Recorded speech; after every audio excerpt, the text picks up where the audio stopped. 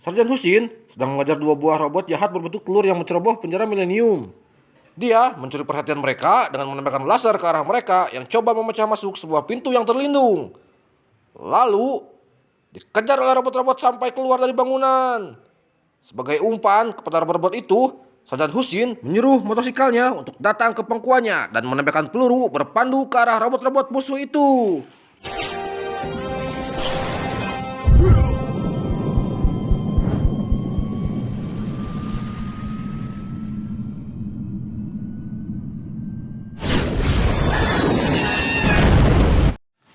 Setelah dua robot itu dibereskan, Sarjan Husin dikejar pula oleh banyak lagi robot telur yang seumpamanya dan terpaksa menunggang motosikalnya dengan lebih laju.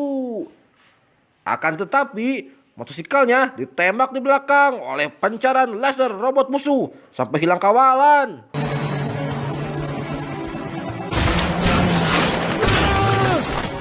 Akhirnya, motosikal itu jatuh dari cenderam bangunan dan Sarjan Husin sempat berpaut pada tepi cenderam untuk menyuruh bantuan, tetapi sedas lagi tembakan menyebabkan dia terlepas tangan dan terjatuh. Mujurlah dia jatuh dengan selamat karena memakai baju perisai. Maka dia terus bangun dan bergegas ke tiup pangkut. Manusia menyelamatkan diri, tetapi dia masih dikejar oleh robot jahat itu dalam tiup. Sambil menonton video Sarjan Husin di komputer, Upin dan Ipin membayangkan diri mereka di tempat Sarjan Husin. Setelah turun dari tiup pengangkut, Sarjan Upin dan Ipin melepaskan jaring magnet dari pistol mereka ke arah robot-robot telur itu. Ada sebuah lagi robot yang tidak terkena jaring dan sempat melarikan diri. Dalam bilik kawalan ibu penjabat polisi, Mei Mei menerima pesanan dari Sarjan Upin untuk memeriksa data robot telur yang dihantar ke balai. Selepas menerima data, Mei Mei pergi ke Makmal menyerahkan data robot itu kepada Ehsan dan Fizi.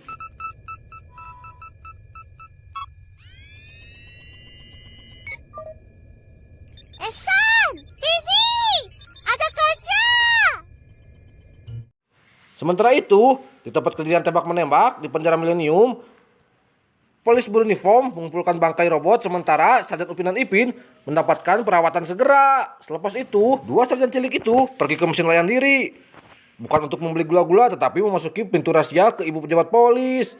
Mereka menaiki lift rahasia yang berjalan secara menegak, melintang dan melengkung ke arah balik kawalan.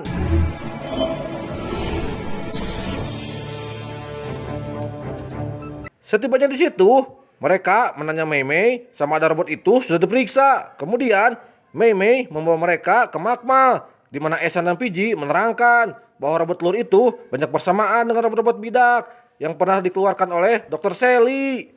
Dengan itu, Ehsan meneka bahwa kejadian itu angkara Dr. Sally, tetapi Fiji mengingatkan bahwa Dr. Sally sedang meringkuk dalam penjara.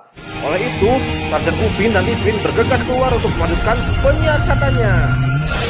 Sementara itu, robot yang terlepas dari jaring magnet Sarjan Upin dan Ipin kembali ke markas yang serba merah jambu, di mana ia dimatikan oleh tuannya, seorang kanak-kanak perempuan, karena gagal melaksanakan misi.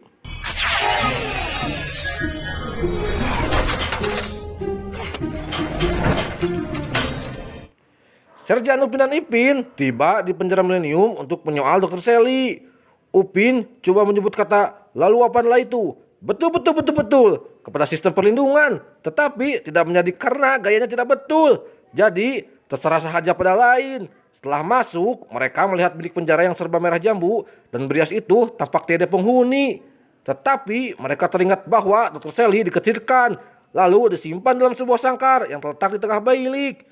Dari sangkar itulah keluar ketawa bahak-bahak dari mulut Sally yang geli hati menonton berita. Mimpi apa korang datang sini? Upin dan Ipin mendekati Dr. Sally itu untuk memisit penghuninya. Dr. Sally tentang kekecewaan di penjara tadi dengan menunjukkan helaian surat kabar elektronik yang memaparkan gambar robot telur. Dr. Sally mengaku bukan membuat robot-robot itu, memandangkan dirinya berada di penjara, apalagi mengecap robot-robot itu sebagai buruk. Di penjara kan?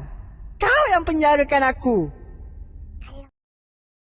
Di kedai antik yang pernah menjadi markas Dr. Sally, budak perempuan mendalangi robot-robot telur, membuka tangga rahasia ke markas dan menghidupkan semua robot keenam yang usang. Selepas robot itu siap dibaiki, gadis itu memperkenalkan dirinya sebagai Lisa dan memberi robot itu satu tugas. Ibu pejabat polis Metro Millennium sekali lagi menerima laporan keganasan robot telur di tengah kota, lalu menyampaikan kecemasan itu kepada Sarjan Upin dan Sarjan Ipin.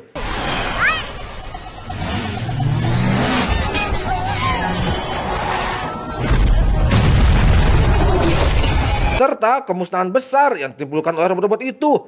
Maka mereka berdua terpaksa berpecah dan masing-masing mengalih perhatian robot-robot itu.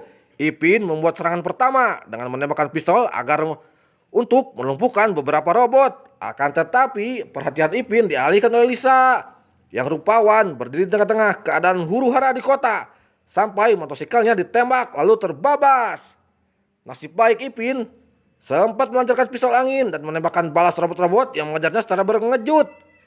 Setelah menembak ke arah mereka secara sembarangan, Ipin menjumpai kelemahan robot itu, yaitu punat di belakangnya. Jadi dia menembak tepat kepada punat-punat itu. Ipin menyampaikan kabar kelemahan robot itu kepada Upin yang berada jauh.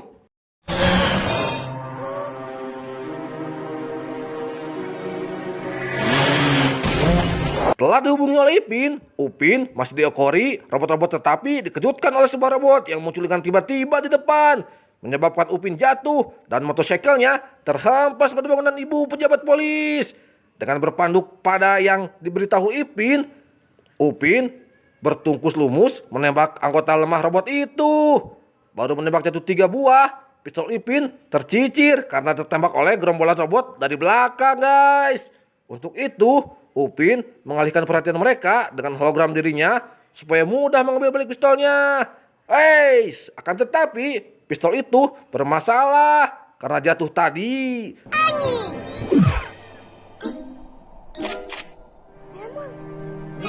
Selepas diketuk-ketuk, barulah pistol angin itu dapat digunakan kembali, guys, untuk membuskan gerombolan robot yang mengepung Upin.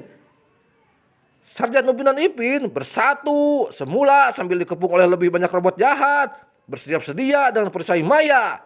Apabila robot-robot itu cukup dekat dengan 2 sarjan muda itu, tiba-tiba mereka semua berundur dan Mei Mei menghubungi mereka dengan kabar bahwa Dr. Sally sudah terhempas. Setelah menerima kabar bahwa Dr. Sally sudah melarikan diri, Sarjan Upin dan Sarjan Ipin bergegas ke penjara Millennium untuk meninjau keadaan sambil menganalisa kesan-kesan serangan itu dengan cermin mata canggih mereka, guys. Di lobi penjara terdapat petugas-petugas penjara yang cedera, bangkai robot dan satu bekas jejak kaki robot yang menuju ke arah bilik kurungan Dr. Sally, guys.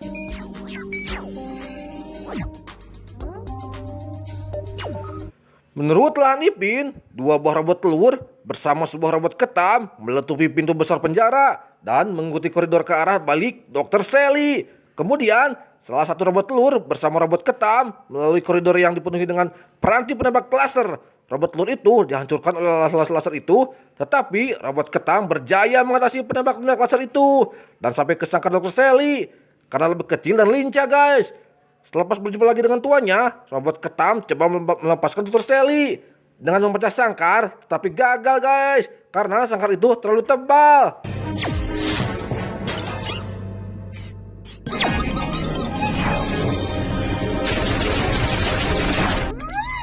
Menjatuhkan sangkar itu ke atas lantai dan menggunakan tembakan dengan lengan bangkai robot telur untuk memecahkan sangkar itu.